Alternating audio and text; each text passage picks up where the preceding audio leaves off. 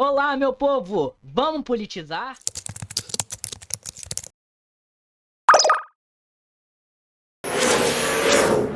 Vamos politizar. Em geral, em toda parte é assim, é conservadora. A imagem que os políticos formam também aumenta esse conservadorismo, porque não tem medo de contrastar. Vocês, o partido dos trabalhadores e trabalhadores. Se fosse trabalhador, trabalhava de verdade. Sabe qual que é a lucratividade do Correio? Do governo vermelho para cá, foi a primeira vez, inclusive, ela está fazendo eu fazer algo que eu não concordo, que é ter que dar parabéns pro Bolsonaro. Bolsonaro está de parabéns porque fez os Correios dar lucro. E esse lucro é do povo, que é uma empresa estatal. Conseguiu levar água para o Nordeste, hoje promete picanha. Então você já vê que quem é o pai da mentira é o diabo. Um homem mentiroso, que quer voltar assinando crime, que quer voltar a roubar. Mas antes de tudo isso, que quer colocá-los todos na cadeia. Porque ele está com uma lista, está com sede de vingança, está com sangue nos olhos, para se vingar de todos aqueles que se levantaram contra ele. Como somos um país cristão, Deus acima de tudo.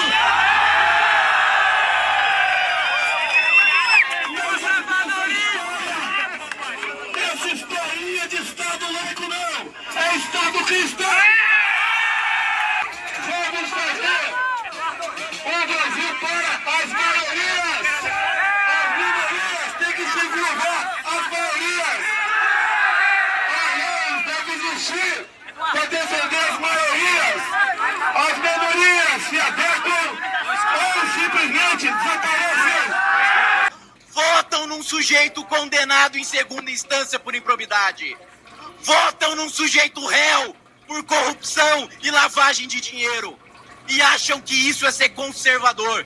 Acham que isso é ser liberal. Eita. Carlos Lacerda! Carlos Lacerda sentiria vergonha de ver um verme como Jair Bolsonaro chamando-se de conservador. Caramba. Roberto Campos teria vergonha de ver um senhor como Paulo Guedes intitulando-se liberal. Na hora de perceber o que aconteceu, primeiro na eleição, eu tenho muita essa discussão com várias pessoas, eles falam assim, a direita foi... Muito doido, né? Essas diferenças da direita, né? A gente vê a direita MBL, direita... Quer dizer, a direita neoliberal, né? O liberal conservador. E também mais bolsonarista. Agora vamos ver aqui o último do Tarcísio. derrotada. Eu digo, será? Na minha opinião, a centro-direita ganhou a eleição. Pode ter perdido a eleição presidencial. Verdade. Mas, de maneira geral, em termos de Verdade. representação, ganhou a eleição. Porque nós elegemos mais governadores de centro-direita, mais senadores de centro-direita, mais deputados federais de centro-direita. Não A mentiu. sociedade brasileira, em grande medida, é conservadora. E ela está ficando mais conservadora com o passar dos tempos. Ficando mais conservadora, ficando mais conservadora, ficando mais conservadora, ficando mais conservadora com o passar dos tempos. A sociedade é de direita. Ficou mais conservadora, Tarcísio disse, né?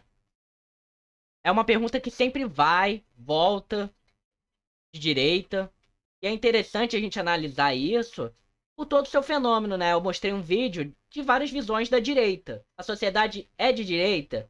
E algo que pra gente pra pensar, né? E o que foi a minha inspiração para fazer essa análise junto com vocês é que no Datafolha 28% dos paulistanos se dizem de direita.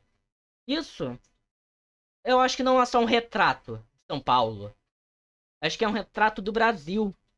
De toda a sua construção histórica e cultural.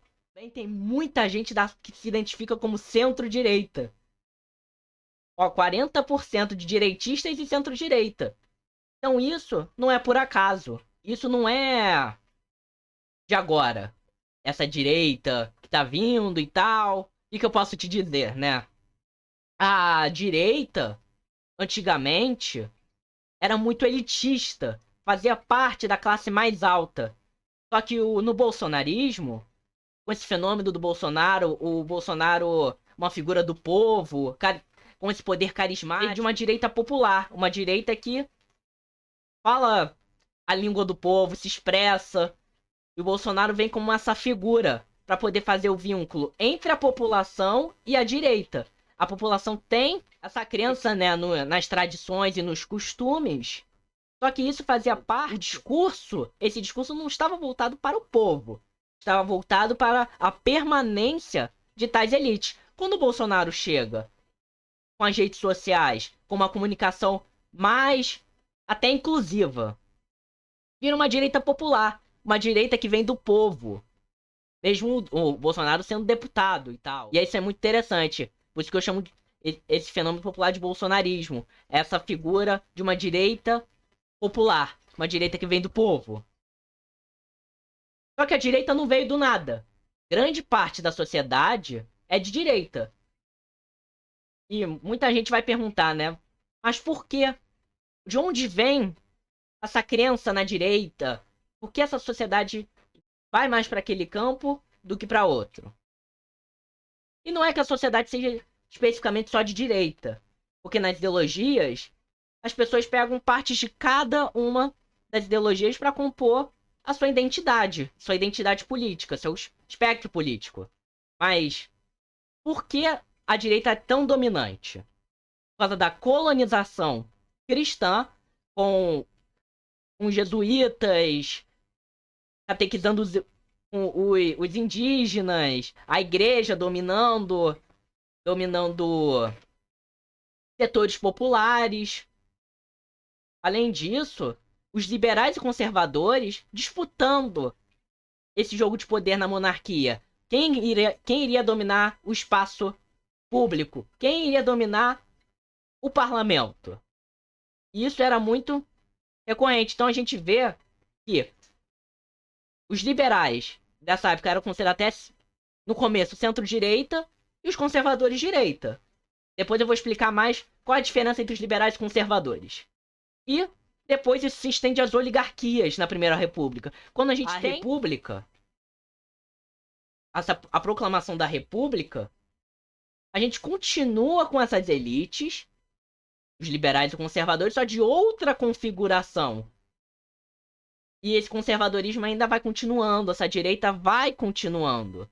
Mas isso eu vou explicando ao decorrer. E os liberais e os conservadores têm uma diferença. Na escola a gente vê muito, né? Falam, eles faziam parte da elite agrária. Sim, os dois faziam parte. E eram muito parecidos até. Porque eles queriam mais o poder. Só que tinha uma diferença entre eles. Ainda mais no segundo reinado. Só que os liberais tinham uma diferença dos conservadores. Os liberais acreditavam na descentralização. O que é uma descentralização? Você me diz. A descentralização é você fazer mais ou menos como nos Estados Unidos. Que cada estado tem a sua independência. Dependência tipo de decisão, sabe? Cada um é mais autônomo, podendo escolher as medidas que irão aplicar. E é isso. Então cada estado seria mais autônomo. Isso é o que os liberais queriam, acreditavam, achavam melhor. Já os conservadores não, eles queriam que um governo central controlasse mais esses estados. E essas eram as diferenças. Além da abolição da escravidão, que os liberais apoiavam muito mais do que os conservadores. Tinha alguns conservadores que apoiavam também essa abolição da escravidão. Mas isso começa mais dentro do campo até liberal. Desse campo liberal muito influenciado até por movimentos mais externos. Mais tipo da Europa, dos Estados Unidos. E o conservadorismo, e isso é a característica dos conservadores. E do Partido Conservador ter como que está as coisas. Eles não querem modificar. Todo conservador prefere não fazer mudanças radicais. E depois a gente vê também, na Convenção de Tours, que os liberais caminham mais para a república. O republicanismo. Eles defendem os ideais republicanos. Que parasse aquela monarquia para ter uma república, para ter um governo dito do povo. Que o povo escolhesse seus representantes. Já os conservadores não. Eles queriam que continuasse essa monarquia. Então a gente via essas diferenças. Mas tudo é do campo de centro à direita. A gente não tinha a esquerda ainda nessa época. Então a gente ficou muito tempo, já desde lá de trás, no segundo reinado, com esse pensamento de centro ou direita. E isso se prolonga até no Café com Leite. Que é o pessoal fala que é a primeira república oligárquica. Que é um presidente de São Paulo, um presidente de Minas Gerais. E ficava rotacionando. Ficava uma vez um, uma vez outro. São Paulo, Minas. São Paulo, Minas. E era um presidente de cada um. Então, esses liberais, ditos republicanos, né, depois da Convenção de Tours, formam esse partido, que é o Partido Republicano Paulista. Que é uma das oligarquias presentes nessa dinâmica do café com leite que eu acabei de explicar. Já os conservadores, os mineiros especificamente, criaram um PRM e ficaram nesse revezamento. Então, quando o liberalismo, esses liberais chegam no poder, eles acabam se tornando conservadores. Por quê? Depois de todas as mudanças, depois de abolir a escravidão, proclamar a república, eles querem manter como que está e não fazer mais nenhuma mudança. Alguns sim, outros não, mas grande parte de quem estava no poder não queria fazer essa mudança. Só que o partido de esquerda que surge, né, só surge em 1945. Então a gente já tem um atraso, né, nessa discussão da esquerda. Então a gente ficou muito tempo dominado por debates mais de centro-direita. E só em 1945 se formou um partido de esquerda. Em 1930, o Getúlio Vargas fez a Revolução, né, de 30 e conseguiu impor um pouco sua visão mais voltada até para a esquerda. Mas só em 1945 formaliza um partido com essas bases. Uma social-democracia nacionalista. Um partido de centro-esquerda, que tem como figura Getúlio Vargas, Brizola e João Goulart. E volta a pergunta: por que a sociedade está mais à direita? Ela não está mais à direita. Ela sempre foi, sempre não, mas em grande parte, foi de direita. Teve esses valores tradicionais. Por quê? A história foi composta por grande parte por partidos mais à direita, como que eu te expliquei. Sempre foi os liberais ou os conservadores. E depois foi existir uma opção de esquerda. E o poder estava concentrado nas elites agrárias que querem conservar no poder. Quem quer conservar geralmente é conservador. Então eles querem se manter nesse poder e não fazer mudanças radicais. Então isso é uma visão até de direita. Manter os costumes, as tradições, não modificar como que tá, não modificar até a situação até das elites, do status quo. E a sociedade com maioria da população cristã, católica. Isso faz a população olhar mais à direita. Ela pode às vezes olhar, tem um pensamento de esquerda, mas os seus valores geralmente estão muito mais ligados a essa lente, essa ótica cristã. E aqui são exemplos de centro-direita ou direita no Brasil, que é o liberalismo conservador, que é o neoliberalismo, que vem com o MBL, no começo no Novo, o conservadorismo social, o conservadorismo liberal, o conservadorismo autoritário, que o conservadorismo autoritário é, nessa República do Café com Leite, é um conservadorismo autoritário que declara toda hora estado de sítio, intervenção, quer manter a mesma coisa como que tá, essas elites no poder, e um integralismo, que a gente pode até associar um pouco até o fenômeno do bolsonarismo. Mas esse é um assunto para outro vídeo. E o integralismo era menos popular antigamente. Atualmente, eu acho que se assemelha até um pouco com o bolsonarismo, mas depois a gente vai tendo essa discussão. E eu acho que é isso. A gente vê que a população é de direita por conta de nossa história. A nossa história sempre foi mais voltada para os partidos conservadores ou liberais e demorou muito para a gente ter um debate de esquerda. E esse debate foi ter pouco, foi ter mais no governo Lula e tal, de uma esquerda até mais forte. E eu acho que é isso. Se você gostou, dá um like. Se inscreve que vai ter muito mais. Vamos politizar!